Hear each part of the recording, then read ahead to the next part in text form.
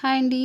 ఇల్లు, ఇల్లాలు, పిల్లలు సీరియల్‌ని ముందుగానే తెలుసుకోవాలి అనుకుంటున్నారా? అయితే ఛానల్‌ని సబ్స్క్రైబ్ చేసుకొని లైక్ చేయండి. లైక్ చేయడం వల్ల కొంచెం మోటివేషన్ ఇచ్చినట్లు అవుతుంది. ఇక సాగర్ జాబ్‌కి లంచం ఇచ్చి కొనుక్కున్నాడని నిజాన్ని బయటపెట్టిన శ్రీవల్లి. దిమ్మ తిరిగే షాక్ ఇచ్చిన ప్రేమ ధీరజ్. అయితే ఈ విషయాలన్నీ ఎలా జరిగినాయో ఈ వీడియోలో చూద్దాం. సాగర్ లంచం ఇచ్చి జాబ్ కొనుక్కున్నాడనే నిజాన్ని బయటపెట్టడానికి ఆ జాబ్ ఇచ్చిన ఏజెంట్ దగ్గరకు మారు వేషంలో వెళ్తారు శ్రీవల్లి వాళ్ళ అమ్మ నాన్న. ఇక అక్షరం ముక్క రాని ఆనందరావుకి జాబ్ ఇప్పించమని 5 లక్షలు అడుగుతాడు ఏజెంట్. ఏంటి వాచ్మెన్ జాబ్కి 5 లక్షల అని భాగ్యం అడగడంతో అంతే మరి దొంగ సర్టిఫికెట్లు కొనాలి. చాలామంది దొంగ సర్టిఫికెట్లతోనే ఇలా జాబులు తెచ్చుకుంటూ ఉంటారు. మామూలుగా అయితే 10 లక్షలు తీసుకుంటా, కానీ కుట్టి క్యూట్ ఫేస్ చూసి కాంప్రమైజ్ అయిపోయా అని అంటాడు ఏజెంట్. సరే ఇస్తాం, కానీ డబ్బులు తీసుకున్న తర్వాత పారిపోతే అని అడుగుతుంది భాగ్యం. హలో ఆంటీ, మన ట్రాక్ రికార్డ్ నీకు తెలీదు. మనం ఎంతమందికి జాబులు ఇప్పించామో ఏక్ బార్ దేకో అనుకుంటూ జాబ్ ఇచ్చిన లిస్ట్ అయితే వాళ్ళకి ఇస్తాడు ఏజెంటు. ఇక ఏజెంట్ ఆ లిస్టులో సాగర్ ఫోటోతో పాటు వివరాలు కనిపించడంతో శ్రీవల్లి, భాగ్యం, ఇడ్లీ బాబాయ్ షాక్ అయిపోయి అమ్మడు వీడియో తీ అని చెప్పి భాగ్యం అయితే శ్రీవల్లికి చెప్తుంది. ఇక ఏజెంట్ని మాటల్లో పెట్టి శ్రీవల్లి వీడియో అయితే తీస్తుంది. ఇక ఏజెంట్ అయితే ఆ మాటల్లో పడిపోయి అదంతా గమనించడు. ఇక శ్రీవల్లి ఆ వీడియోని తీసుకుని తర్వాత ఇంతలో భాగ్యం మిమ్మల్ని నమ్మడం ఎలా అని అడుగుతుంది. దాంతో ఏజెంట్ ఆ ఫైల్స్లో ఓ ఫైల్ తీసుకొని ఫోన్ చేస్తాను ఇవ్వండి అంటాడు. ఏజెంట్ దాంతో భాగ్యం సాగర్ ఫైల్ తీసి ఇవ్వడానికి చూస్తుంది. ఎంత తీసుకున్నావు అని అడుగుతుంది. అయితే ఇతనికి ఎలా జాబ్ ఇప్పించావు అని అడుగుతారు భాగ్యం, శ్రీవల్లి, ఆనందరావు. ఈయనకు మొన్న రీసెంట్గానే జాబ్ ఇప్పించాను, 25 లక్షలు తీసుకున్నా, 25 లక్షలు తీసుకొని ఇప్పించా, మంచి జాబ్ ఇప్పించాను తెలుసా, చాలా సెటిల్డ్ అని చెప్పి ఏజెంట్ అంటాడు.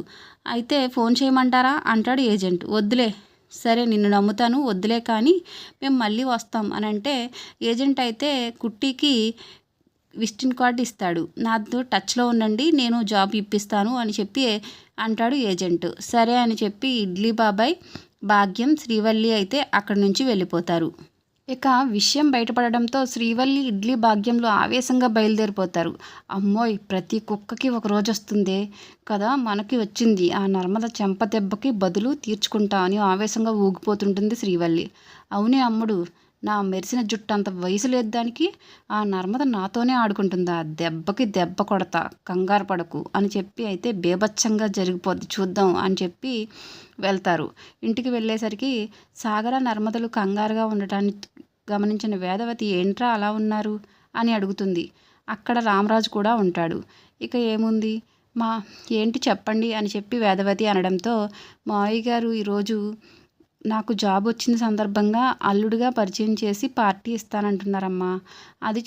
అదే చెప్పడానికి వచ్చాం. నాన్నని, నిన్ను, మనందరి ఫ్యామిలీని రమ్మన్నారు. ఆయనే వస్తా అన్నారు, కానీ నేను చెప్తానులే మావయ్య గారు అని చెప్పాను అని చెప్పి అయితే సాగర్ అంటాడు.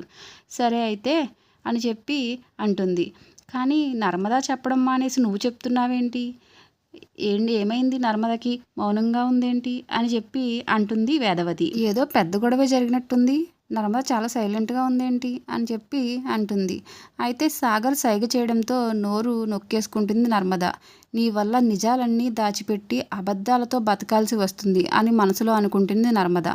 ఇక ఏం చేయాలో తెలియక, అదే అత్తయ్య, మనం అందరం చాలా బాధగా ఉన్నాం, పెద్ద సంతోషంగా ఏమీ లేము, కానీ ఈరోజు ఈ పార్టీ ఏంటి, అందుకనే వద్దు అంటున్నాను, కానీ వీళ్ళేమో మా నాన్నగారేమో పార్టీ చేయాలి అని అంటున్నారు, అందుకని చెప్పే నేను అలా ఉన్నాను, ఇంకేమీ లేదు అని చెప్పి నర్మద అయితే వేదవతితో చెప్తుంది. ఇక రామరాజు అయితే మీరు ఉద్యోగస్తులమ్మా, పెద్ద పెద్ద వాళ్ళందరూ వస్తారు పార్టీకి, మేమేమో రైస్ మిల్లులో కూలి పని చేసుకునే వాళ్ళం, మేము వస్తే మీ పరువు పోతుంది అని చెప్పి అయితే రామరాజు చాలా మాటలు అంటాడు. ఇక సాగర్ ఏం చేయలేక చాలా బాధపడతాడు. నాన్న, అలాంటిది ఏమీ లేదు నాన్న, మీరు రాకపోతే నేను ఎలా వెళ్తాను నాన్న, రండి నాన్న అని చెప్పి చాలా బతిమలాడుతూ ఉంటాడు. ఇక నర్మద అయితే అలా అంటారేంటి మావయ్య గారు, మీరు వస్తేనే కదా మాకు కూడా మర్యాద అని చెప్పి అంటుంది. ఇంతలో శ్రీవల్లి ఏం ఘనకార్యాలు చేశారని పార్టీలు చేసుకోవడానికి అని రంకెలేస్తూ వస్తుంది. ఏమైందమ్మా? ఏం మాట్లాడుతున్నావు? ఘనకార్యం ఏంటి? అని అడుగుతాడు రామరాజు. అంటే అది అని శ్రీవల్లి నిజం చెప్పబోతుంటే, ఏం లేదండి అన్నయ్య గారు. అమూల్య పెళ్లి రోజే వెళ్ళిపోయి ఊరందరి ముందు మన పరువు తీసేసింది కదా! ఈ ఫంక్షన్‌లు వెళ్తే మళ్ళీ నలుగురు ఏమనుకుంటారా అని మా అమ్మాయి ఉద్దేశం అనేసి భాగ్యం అయితే చెప్తుంది. శ్రీవల్లి నోరు నొక్కేస్తుంది. ఇక ఏంటమ్మా ఇలా ప్లేట్ మార్చేశావు అని శ్రీవల్లి అంటే, టైం చూసి కొట్టాలే దెబ్బ అంటూ మరో అస్త్రం వదులుతుంది భాగ్యం.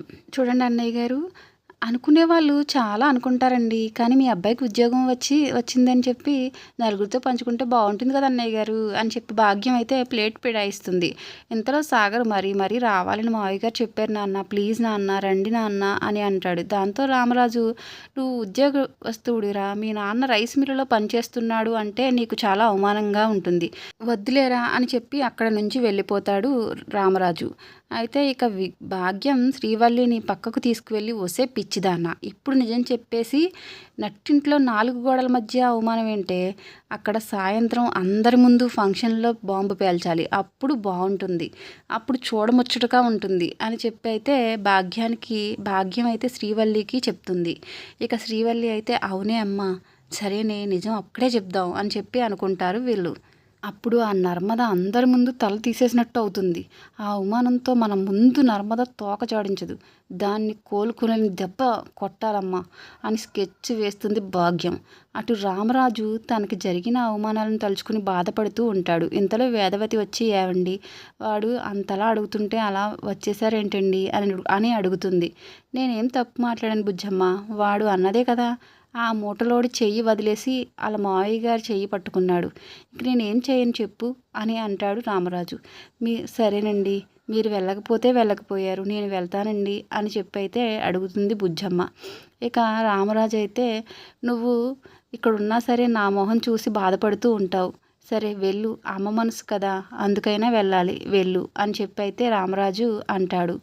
ఇక ప్రేమ ధీరజ్ విషయానికి వస్తే, ప్రేమను తీసుకుని ధీరజ్ బయటకు వెళ్తాడు. బయటకు వెళ్ళి కారుని సెలెక్షన్ చేస్తాడు. అయితే ప్రేమ, ఏంట్రా కారు సెలెక్షన్ ఏంట్రా, ఏమని అర్థం కావట్లేదురా అని చెప్పి అయితే అడుగుతుంది. నువ్వు అక్కడే ఆగిపోవద్దన్నావు కదే, ముందడుగు వేయమన్నావు కదా, అందువల్ల నేను కారు కొందామనుకుంటున్నాను అని ధీరజ్ అయితే అంటాడు. కారు సెలెక్షన్ చేసి ఎవరి పేరుని పెట్టమంటారు సార్ అని అడిగితే, ప్రేమ పేరు మీద పెట్టమని చెప్పి ధీరజ్ అయితే చెప్తాడు. ఇక ప్రేమ చాలా హ్యాపీగా ఫీల్ అవుతుంది. ఇక కారు తీసుకున్న తర్వాత కారు రేసింగ్కి అయితే ధీరజ్ వెళ్తాడు. వెళ్ళిన తర్వాత కారు తీసుకుని కారుని 50 లక్షల ప్రైజ్ మనీని అయితే ధీరజ్ గెలుచుకుంటాడు. గెలుచుకున్న తరువాత వాళ్ళ వదిన నర్మదా నగలను కూడా విడిపించి శ్రీవల్లికి షాక్ ఇవ్వబోతున్నాడు. అది ఎలా జరుగుతుంది, ఎలా జరగబోతుంది అనే విషయాలను మీరు తర్వాత వీడియోలో చూద్దాం. Thank you for watching. Please support me.